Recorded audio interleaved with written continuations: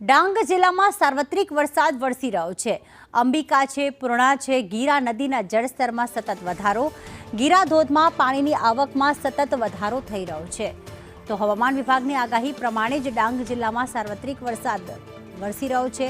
અંબિકા, પૂર્ણા અને ગીરા નદીના જળસ્તરમાં વધારો, જિલ્લાની મુખ્ય નદીઓ અંબિકા છે, પૂર્ણા છે, ગીરા છે અને ખાપરી નદી છે કે જ્યાં જળસ્તરમાં વધારો થયો છે। ડાંગની ઓળખ બની ગયેલા અંબિકા નદી ઉપરના ગીરા ધોધમાં પાણીની આવક વધી છે।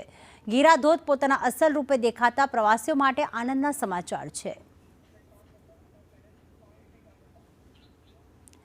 તો ડાંગ જિલ્લામાં હાલમાં કુદરતી નજારો જે જોવા મળી રહ્યો છે, ગીરા ધોધ જાણે સોળે કળાએ ખીલી ઉઠ્યું છે। તો સાથે સાથે પૂર્ણા નદી, અંબિકા નદી આવેલી છે, ખાપરી નદી આવેલી છે, ત્યાં જળસ્તરમાં સતત વધારો થઈ રહ્યો છે। ડાંગમાં જે પ્રમાણે હવામાન વિભાગે વરસાદની આગાહી કરી છે તે માટે હાલમાં વરસાદ વરસી રહ્યો છે।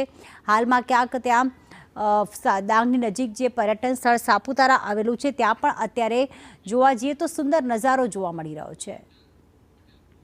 યોગિતા પટેલ જોડાઈ ગયા છે। યોગિતા, ડાંગમાં કેવો નજારો સામે આવ્યો જ્યારે વરસાદ હાલમાં વરસી રહ્યો છે ત્યારે?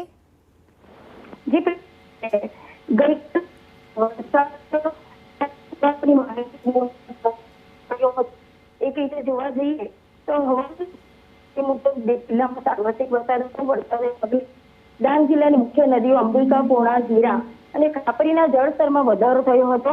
ડાંગની ઓળખના ગીરા ધોધમાં પાણીની આવક વધી હતી, જેથી તેનું તમે રૌદ્ર સ્વરૂપ જોઈ શકો છો। ગીરા ધોધ પોતાના અસલ રૂપે દેખાતા પ્રવાસીઓમાં પણ આનંદના સમાચાર થતા તેમજ અનેક પ્રવાસીઓ જી આભાર યોગિતા તમામ વિગતો માટે।